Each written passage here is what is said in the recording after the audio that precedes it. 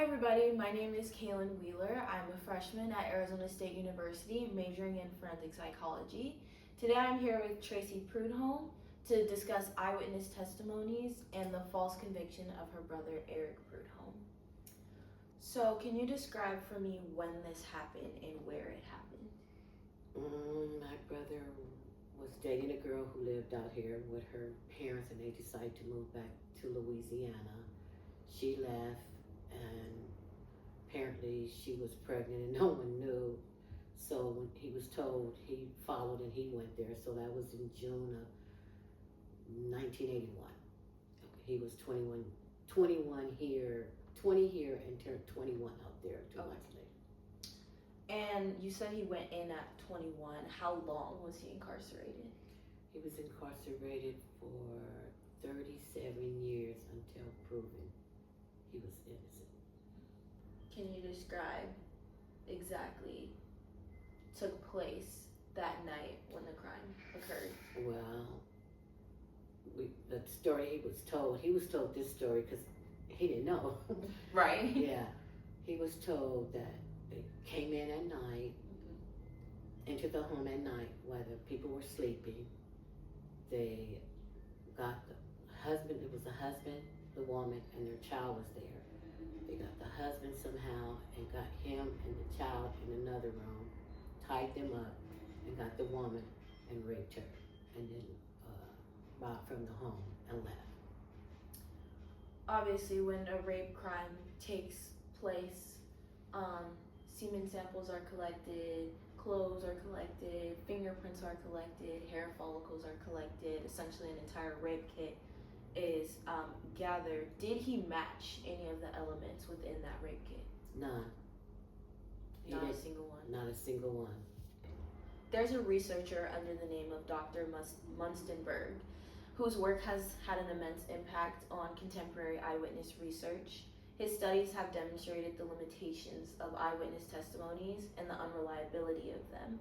He conducted a study where he asked children and adults to look at a bedroom and immediately come out of that bedroom and repeat back to him what they can remember about the room, the color of the sheets, the color of the walls, the pictures on the wall, anything of that nature. Not a single one of the children or adults came back with the same answer. They all had different memory of the color of the sheets and different memories of the color of the walls and the pictures and everything of that nature. So that just proves the unreliability of simply just going off of the remembrance of someone who claims that maybe they were involved in the crime, but their memory is not always, it's always going to be imperfect. The eyewitness identification procedures are supposed to be an adequate way of identifying the convict of a crime.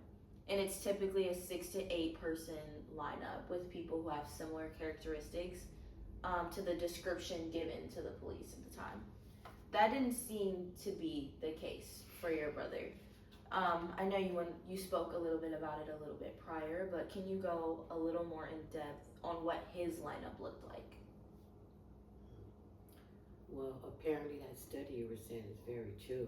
Is one of the reasons probably why they set the lineup to make sure that he was picked. And I was saying earlier that he was a kid, 21, and he was put in a lineup with 7 others besides himself that were 30 and 40 years old.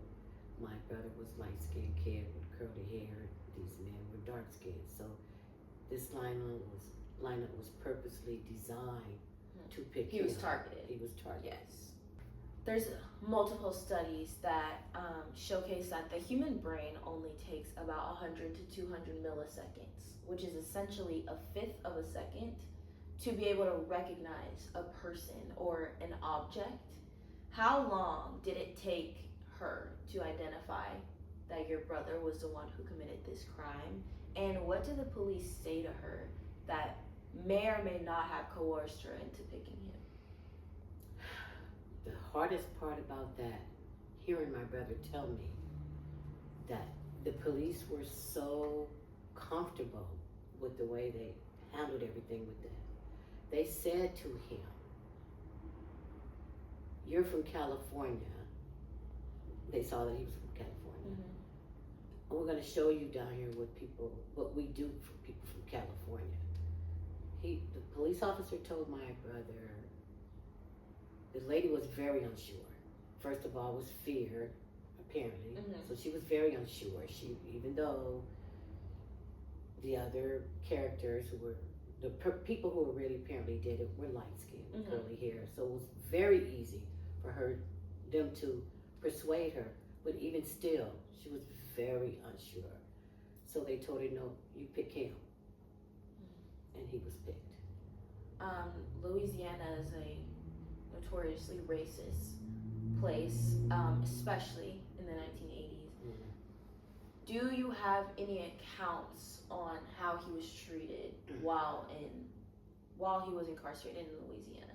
My brother told me out there, they're some of the most crooked people. They're crooked than the criminals. And he said they had a slavery mentality towards him and others.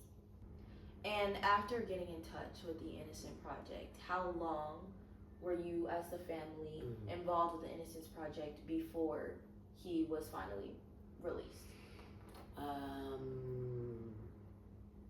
The DNA at that time wasn't available, but the DNA was available during the time when they took over the case.